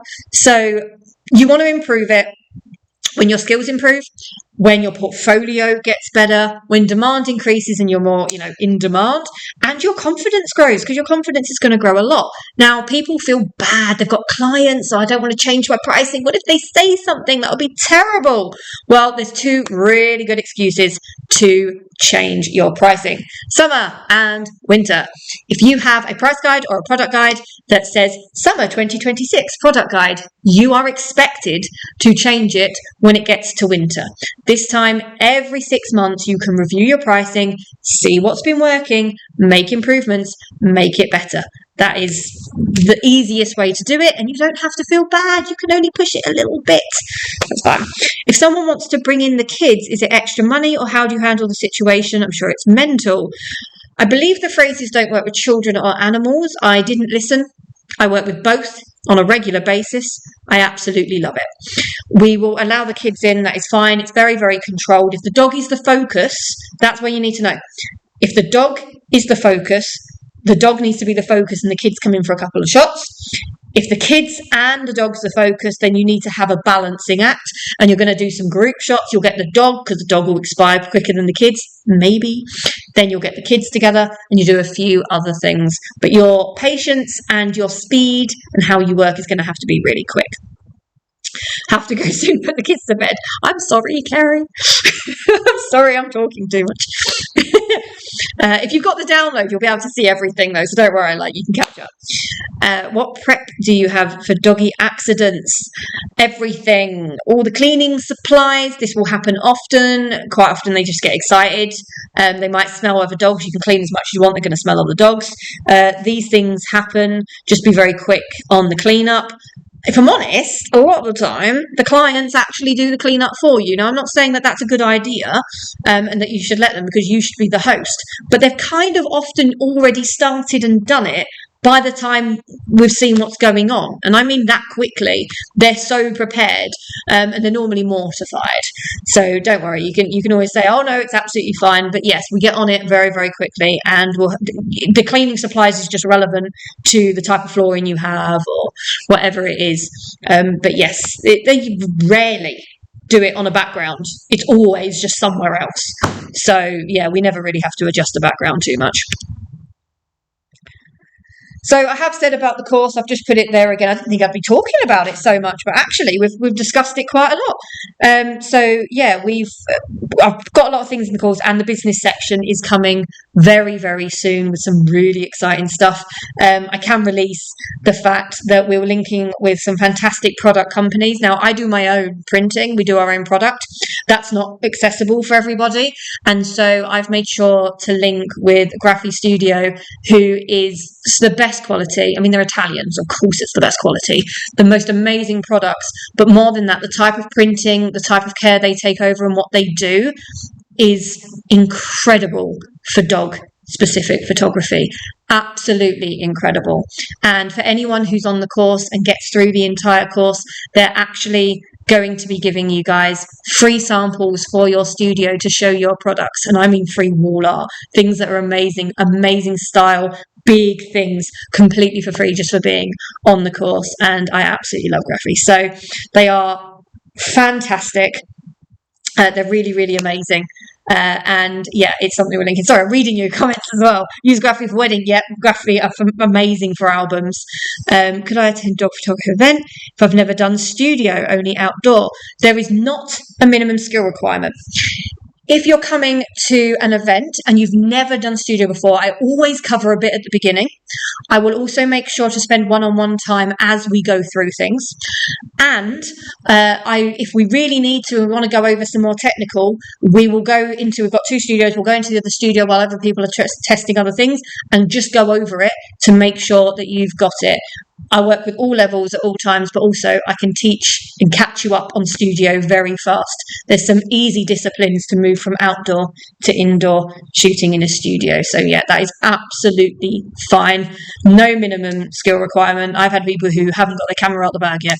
So that's totally fine. It's great that you're growing and gaining good traction. Oh, thank you, Tony. That's absolutely lovely. Yeah, that's really, really nice. And it's been really good because I've enjoyed doing this and doing this course. You guys have been such an amazing community. Fantastic. Yeah, use Digilab, keeping it UK. Yeah, Digilab's good. Digilab's fine. It depends on what products you're doing. It depends. I mean, I've worked with Digilab, I've worked with Graphy, I've worked with Loxley, I've worked with lots of different labs for lots of different things. They all have their strengths, and it depends where you go with things as well. So yeah, absolutely. Definitely check out that. Looks like credit card will be on fire again. Oh dear, Tony, sorry about that. Well, I am almost through my entire thing anyway. We've just got a little bit on workflow. Do you hire out your studio? Yes and no. Yes, because I've got a new studio and it's designed to be hired out, and I'm just putting those pricing together. We hadn't even been here a month yet, so I still hadn't got an average of like what the electricity. I haven't done my open door figures to know what my electricity costs and things like that. So I'm just working those things out. But yes, I do hire the studio out, and I'm designing it around being a community hub for people to come in. We're going to have a really exciting, elaborate editing suite upstairs for learning editing as well. We've got our lab here for doing our printing and doing printing workshops, and the studio for doing photography. So it's really exciting, really, really exciting. Becky, I highly recommend Dog Studio too. Oh, thank you, Becky.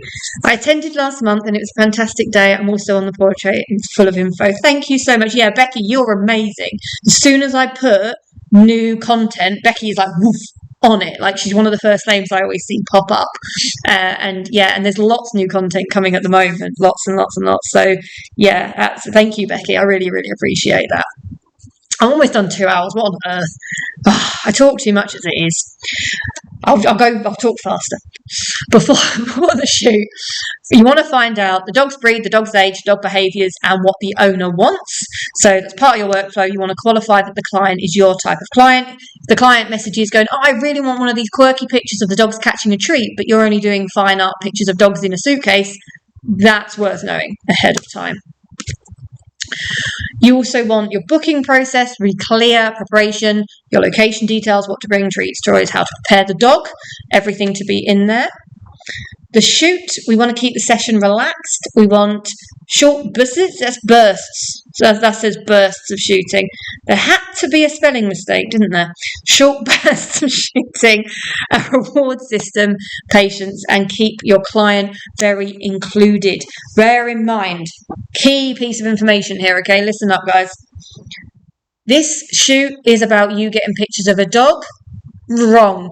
That's what you want out of it. The shoot is about the client having a really good time taking their dog to get photos done, which is a really weird thing to do if you think about it. And it's about them. You could very easily run a shoot where you sit them on the sofa and you do the shoot. In fact, that's the photographer's best version of a shoot ever, is when they're not involved. The client stays out the way. But you've got to remember that the shoot is for them. So you need to find a way to make the shoot enjoyable, to get them involved. It's another thing I cover when I'm on the course, because I talk about certain lighting setups where you choose to get the client involved to make them feel included, and then other lighting setups where they're not involved and you can control the whole shoot, and you can make them feel part of it without them having to take over or influence or affect the shoot and the images. So bear in mind you're hosting, and that making them have the best time has to be the top goal, really. Just a little bit. Editing process. 3 things: consistent, efficient, and recognizable. You want to be doing the same thing every time. Efficiency is absolutely key. I am the queen of efficiency when it comes to editing. I hated editing when I started. I hated it so much that I got really good at it, so I could do it really fast and not have to spend too much time doing it. And now I am incredibly fast. I keep average editing times for me. I've done it for all my staff. And actually my average editing time in Photoshop got down to 45 seconds per image. And that was including background clear up. That could be skin clear up. That could be many different things. Nope, no presets, no actions, none of the other stuff with it. Manual editing, working at super speed. I'll be honest, a small dose of ADHD helps nicely for that one. Do you find a link between how quickly you turn around images and how much the client will buy? Yes and no. If you can explain to them the quality of what you do, the speed shouldn't be relevant. If they're valuing your business and your skill set on how fast or slow you can do things, then they're not really valuing your talent and what else has gone into it. However, there is argument that if you make things look too easy, or if the dog actually is really, really good, it could look like every shoot goes like that and they're not valuing the process as much. There's a business technique where I think it's talking about designing a logo. And if I design you a logo, I can do it. It will take me 6 weeks, and I can do it for £100. And I go, well, I want a logo quicker. Well, okay, then it's going to cost you £6,000, but I can have it done by tomorrow. So are they valuing the time or the skill set into doing it? Because it takes a higher skill set to create that logo faster and get it done and refined and everything else than it does to just add it in and create it over time. So there's a balancing thing. There's a whole business message that I'm probably not translating in the best way. But essentially, there is a link, but you need to educate your client on the skill set, what's involved, and everything else that goes in it, and why you're special and what you're doing is different along the process. By the time they get to the shoot, they should already be there going, oh my God, they're amazing. This is going to be fantastic, and not thinking that this is just Tuesday for you and you do this all the time. Agree, hate editing. Yeah, it's boring, isn't it? I actually enjoy the process now because I'm really, really, really, really geeky. And I love color grading, like, oh, gorgeous. But yeah, I like being in the studio. I like taking pictures. I'm not an editor, I'm a photographer. Storage files is another story. They soon add up. Oh, yeah. Oh, tell me about it. I just spent a fortune on more. We have NAS drives, and we have hard drives and all things. Like storing files is a nightmare, especially when you shoot medium format. It's crazy. What kind of time frame is there between the shoot and the viewing? And do clients cancel the viewing at all? Or is there loss of excitement from the client? I can tell you that from last year, we had a total of 5 shoots that did not ever get to view. They all had personal reasons and things like that. And none of them were dog shoots. None of them. Everyone always comes round to viewing. The biggest drop-off between shoot and then not viewing is Christmas. People having shoots just before Christmas, and then the Christmas period happens and they're coming to view, even if it's a week apart, people mentally go, oh, I did that last year. It's ridiculous. But that's what they do. Oh, that was last year. I don't want to do that this year. Because there's such a mental shift into January that people aren't fantastic at keeping up with that. That's the biggest time we ever have a problem. And I'm writing, ooh. Oh my gosh, there's more questions. Sorry, I didn't read everything. Loss of excitement from the client. So we say a shoot is hot within the first 2 weeks after having the shoot. You want to get them back to view within a week. But I have people travel very, very far for what we do. We are right near a really fantastic entertainment system location. So we will have them come in for a shoot, go away for an hour and a half, 2 hours, and come back and view the images afterwards. And we make a point about how much work we're cramming in to do it for them and how it's taking 2 of us. And we're going to go out of our way to get that ready for them in that time. And that gets higher sales if you can do it the same day. But it's really difficult because I don't believe you should show straight from camera. I think you should do some level of processing and show the images at their best visually. I hear people talk about sales and they talk about how, I don't even edit the light out the background of the image. I just tell the client I can do that later. Well, you can tell the client, but they're visual. You're the person meant to be great in art. So you want to be showing your best work. And I personally believe that all the time. So yeah, actually they're higher. They're much higher sales. Agreed. They are paying for your experience, knowledge and skill set. You are providing them with something they can't do. Correct. Now, here is a controversial, don't hate me, controversial point. One of the biggest problems with the sale of outdoor dog photography that I hear is people saying that clients say they can do it too. They can go to the woods and they can do it too. And they're not appreciating the photographic skill that's going into it. Now, they can't do it too, but they're never actually going to try to prove themselves wrong. And it's a huge issue. And I've heard this from a million different people. You don't have that with studio. Because with studio, they know they can't do it.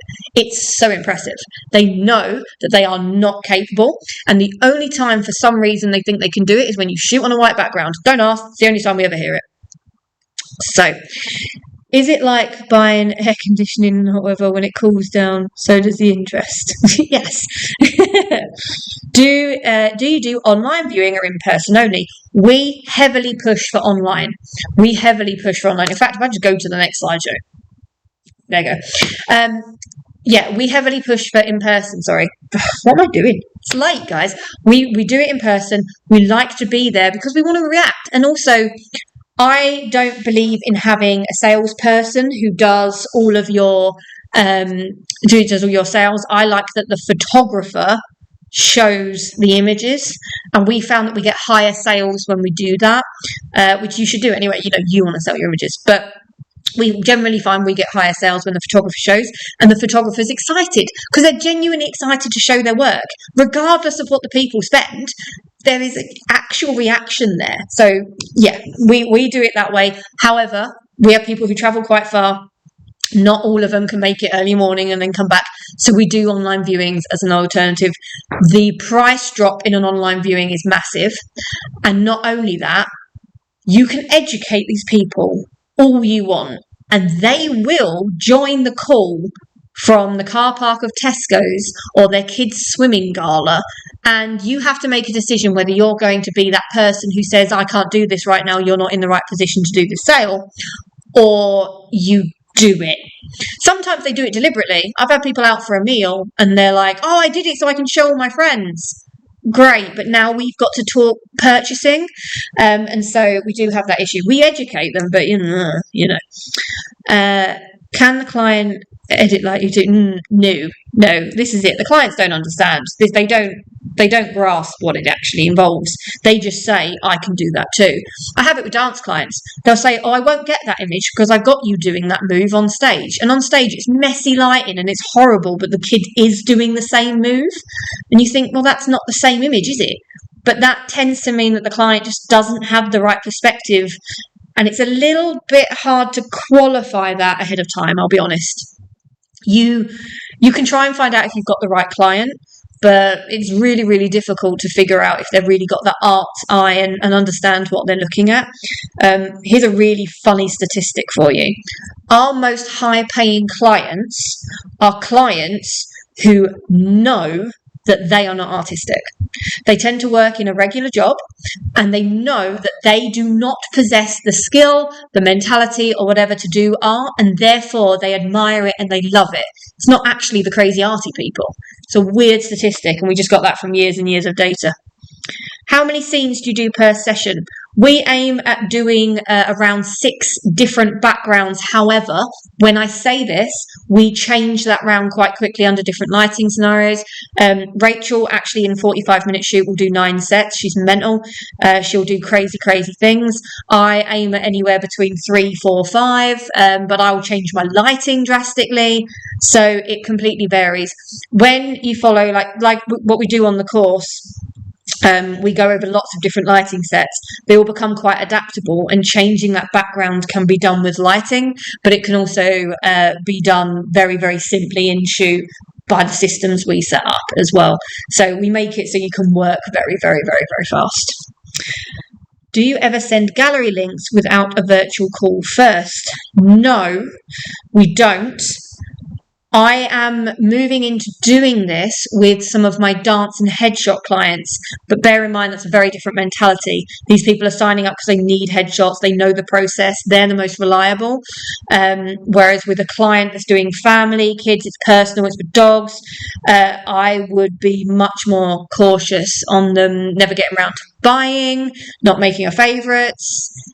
Stealing images, I'm not. Don't even start on the whole watermark questions, because that's a whole other thing and I will be here for another hour. But protecting your images as well, there is an element of that. So yeah. Do you have issues with people screenshotting? Oh, there we go. Sorry, Ian. I didn't read that beforehand.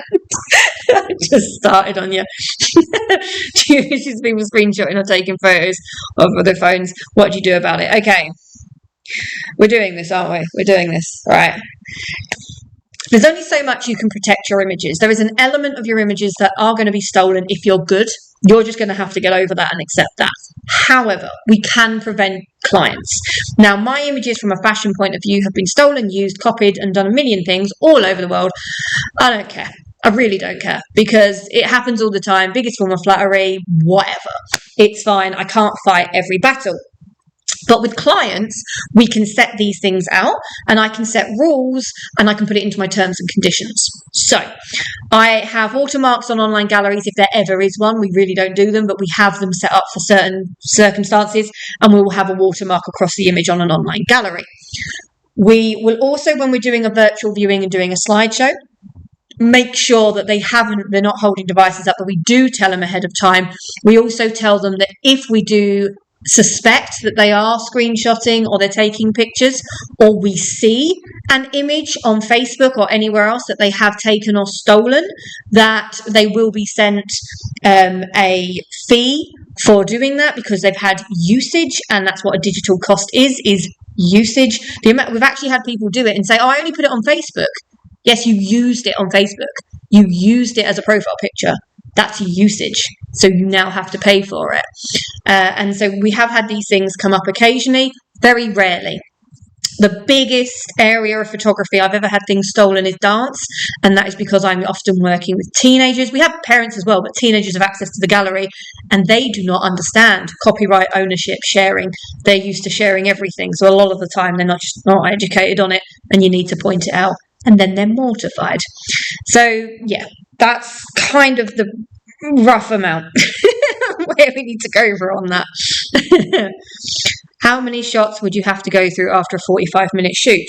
We, on average, shoot just under 180 images was the average. I do all my data.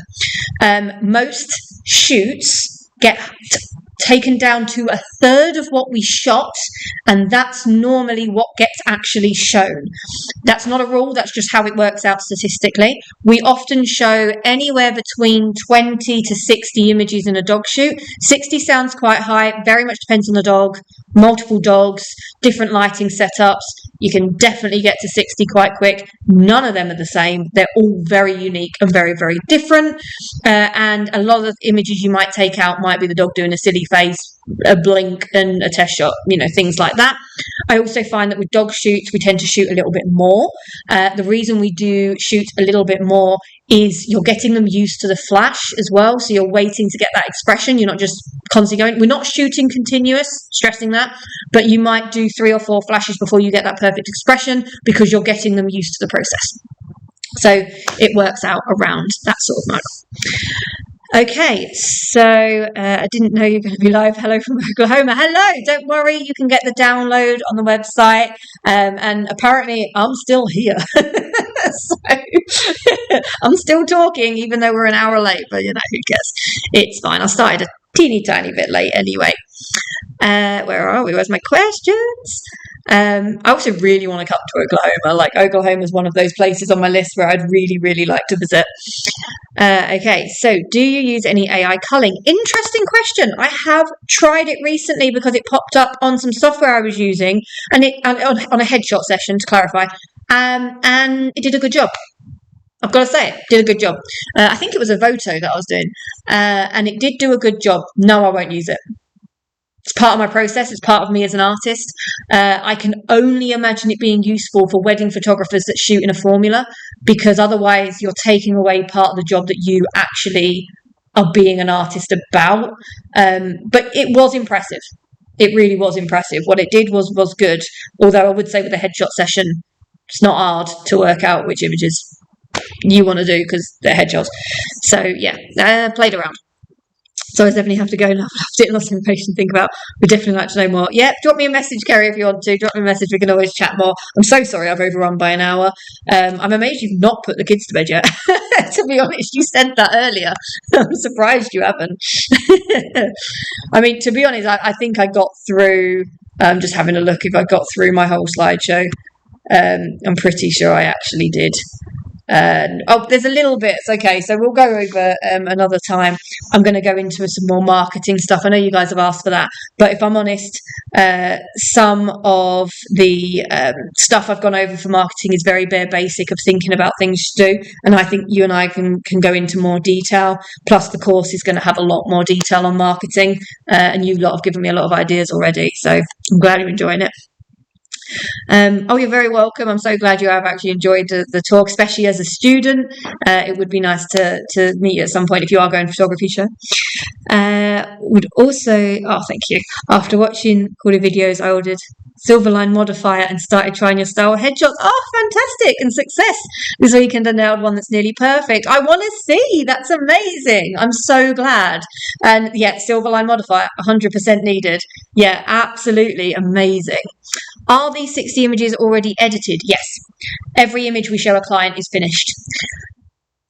We have 2 stages of editing, preliminary and final edit. A preliminary edit means we have made that image look like what it's going to look like in the final.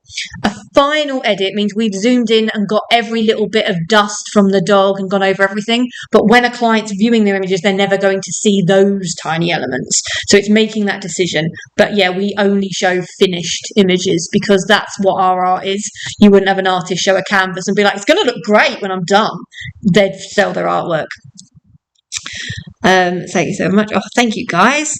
Not doing it yet now on pesto pasta. Oh, I do as well. I might go make some pesto pasta at home. Out of everything, that's what you've taken from this. It's been great, Stephanie. Thanks for the info. We'll see you on Saturday. Absolutely. Thank you. Thank you, guys. It's really good. So I will be at the photography show on Saturday, Sunday, Monday and Tuesday. I'm going to live there for 4 days in Birmingham. And yeah, basically everything that we're doing with the dog stuff has been completely pushed by you guys. I wasn't even going to do a dog course. This came from a webinar. I think it's still on YouTube. Like, you guys pushed all of this, and it has all come from what you have wanted. And it's been a real amazing journey, considering it's sort of like just over a year, if that we've really been doing this. And I'm absolutely, I'm loving the journey, and I'm wanting to teach you guys even more. And we do have a couple of things coming up as well. So I've got my in-person dog training here, and as some of you have commented, you've been on, and that's always really, really fun. We get in person, we actually have a go and have the animals in. I've got a 3-day intensive coming up that will be shooting, editing, and business all in a 3-day intensive, and there is only going to be 5 people on this. It's very small, and I'm going to work one-to-one with you guys.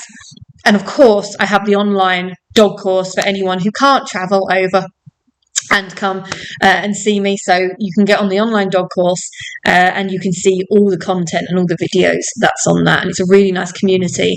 And I think you guys are absolutely amazing. You're so fantastic. I thoroughly enjoy talking to all of you, and these kind of chats really makes it, because I do spend a lot of time sat in my studio talking to a camera to myself, and it's really nice to actually talk to you guys. Probably. Do you sell digital images? Yes, we do. We're in a digital world. We've decided to go into selling digital images. I respect any photographer who chooses to only do product. I don't think that's a bad idea. I do think there's advantages and disadvantages depending on what type of photography you do. So I think with newborn, I understand people not selling digital. I completely get that, because there's a element to selling the wall art. With dog, varies depending on your clients. There's a lot of debate there. Nice to see you again. Oh, thank you. You have messaged me. Fantastic. I will make sure to check my messages. I'm very sorry if I don't get back to you tonight, but I will get back to you, everyone.